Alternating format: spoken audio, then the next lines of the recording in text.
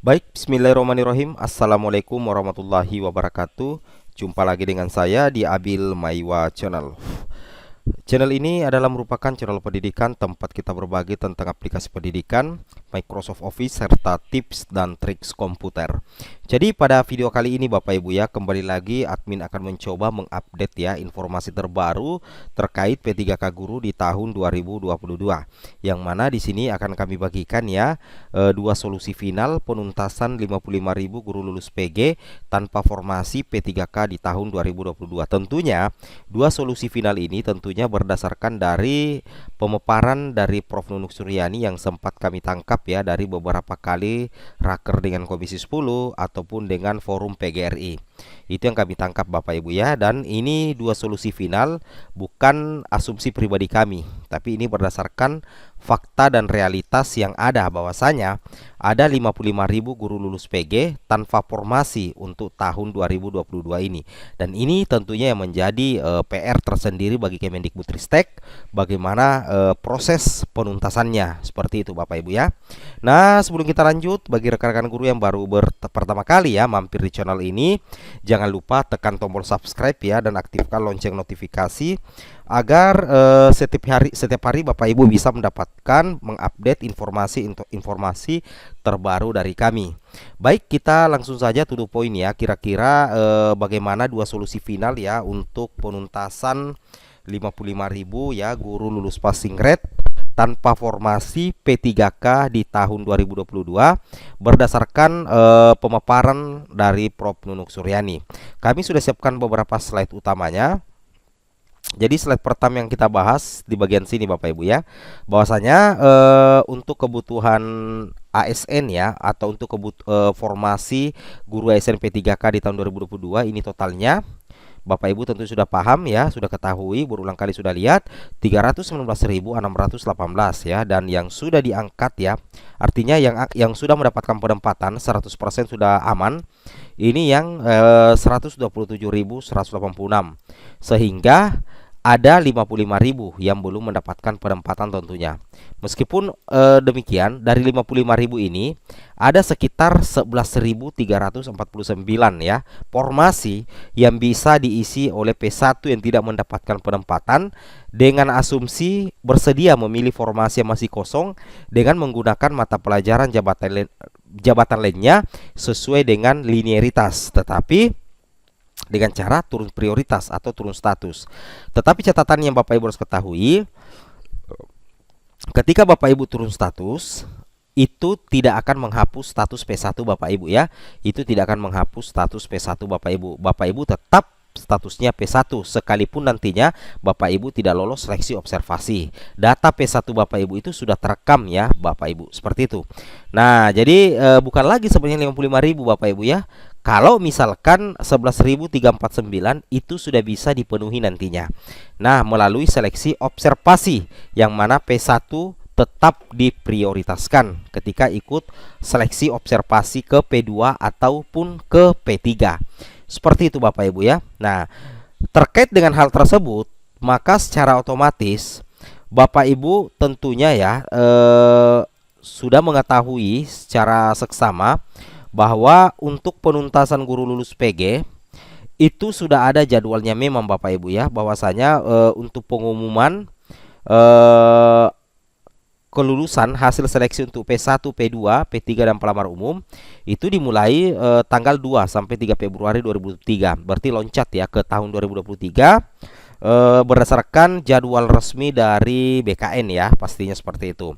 Nah, kira-kira apa solusi terbaik ya? Apa solusi terbaik atau dua solusi final dari Kemendikbud untuk penuntasan 55.000 guru lulus PG tanpa formasi P3K di tahun 2022? Yang pertama di sini Bapak Ibu ya, yang harus Bapak Ibu ketahui, solusi pertama adalah untuk penuntasannya. Solusi pertama ini Bapak Ibu ya. Nah, solusi pertama yaitu turun prioritas ya. Dari 55.000 guru lulus PG ya, dari 55.000 guru lulus PG, ada 11.349 yang tersedia formasi. Terbuka formasi mapel jabatan lainnya sehingga diharapkan dapat mengikuti seleksi kembali dengan menggunakan mapel jabatan lainnya peta linearis berlaku. Nah, dari 55.000 kalau misalkan semua turun prioritas, nantinya itu akan ada 11.349 yang bisa diangkat menjadi ASN P3K sehingga mengurangi jumlah guru lulus PG tanpa formasi. Jika dikurang 55 kurang 11 itu sisa 40 ribuan lebih lagi Bapak Ibu ya yang akan dituntaskan. Seperti itu ya. Ini adalah solusi final pertama yang ditawarkan oleh Kemendikbudristek. Nah, caranya seperti ini. Ada dua ya, ada dua sebenarnya kemungkinan ketika Bapak Ibu turun prioritas. Ketika Bapak Ibu turun prioritas ya kemarin, ada yang bisa lanjut ya karena ada formasi yang bisa didaftar dengan mapel jabatan fungsional aja, bisa lanjut resum. Tapi ada juga pelamar yang tidak bisa lanjut resum Bapak Ibu ya, ada.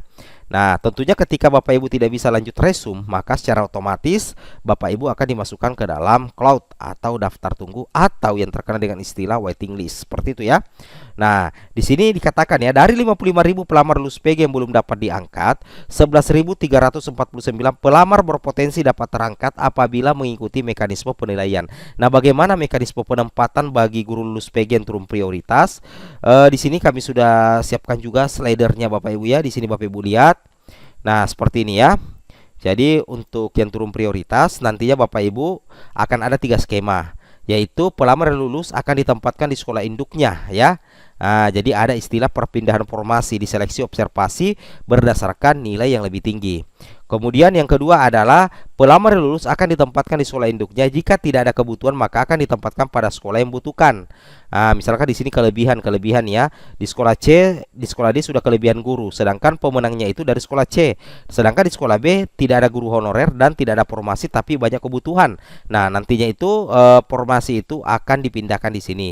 Sedangkan guru yang dari sekolah C karena di sini kelebihan akan juga dipindahkan untuk mengajar bertugas di sekolah B. Ini berdasarkan seleksi observasi berdasarkan nilai terbaik Bapak Ibu ya, atau nilai tertinggi. Nah, seperti itu ya. Dan ini juga berlaku untuk pelamar P1 turun prioritas, kemudian pelamar P2 murni dan pelamar P3 murni. Nah, di sini juga ada pelamar yang lulus akan ditempatkan di sekolah induknya.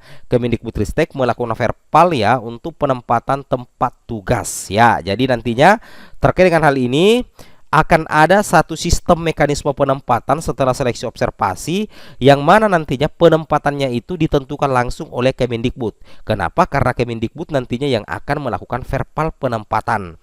Ya, seperti itu Bapak Ibu ya, seperti itu. Kalau misalkan contohnya misalnya 4 sekolah, 2 formasi, sedangkan sekolah C, sekolah D itu kelebihan guru.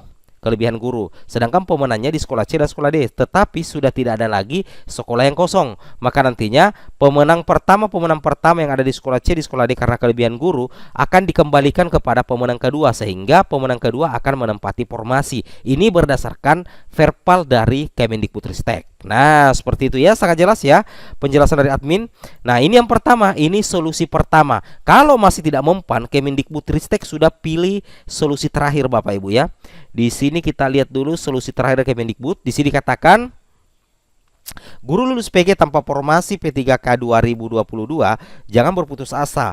Pasalnya akan ada kejutan dari Mendikbudristek ya, Nadiem Makarim untuk para guru honorer ya. Jadi nantinya di sini menurut pelaksana tugas Dirjen GTK Ibu Nunuk, Mas Nadiem Sapan Akrab Nadiem Makarim menginginkan agar pengangkatan pegawai pemerintah dengan perjanjian kerja P3K dari guru honorer dituntaskan tahun 2023. Jadi secara otomatis nantinya itu akan ada penuntasan ya. Nah, yang belum bisa diangkat melalui seleksi observasi nantinya itu akan dipending penuntasannya sampai di tahun 2023 karena nantinya akan ada kebijakan terbaru ya, akan ada kebijakan terbaru untuk mengcover sisa yang belum bisa diangkat di tahun 2022 kemarin ya, seperti ini ya. Jadi sini katakan guru honorer termasuk guru lulus PG hasil seleksi P3K 2021 akan tetap diperjuangkan mendapatkan kebijakan khusus. Ya, jadi di sini nanti akan ada yang namanya kebijakan khusus Bapak Ibu ya dalam pengangkatan P3K. tentunya akan sesuai dengan regulasi yang berlaku. Nah, kita lihat di sini dari sekitar 55.000 pelamar lulus PG yang belum dapat diangkat, kalau misalkan memilih opsi pertama yaitu turun prioritas, yang bisa diangkat itu hanya 11.349, sehingga nantinya tersisa lagi 40 ribuan lebih Bapak Ibu ya yang belum tercover. Nah, nantinya itu sisanya nanti akan diberikan kebijakan khusus dalam regulasi yang berlaku untuk tahun 2023. Artinya penuntasannya itu akan diperjuangkan di tahun 2023. Nah, di sini dikatakan Mas Menteri Nadiem menargetkan 2023 selesai semua P3K.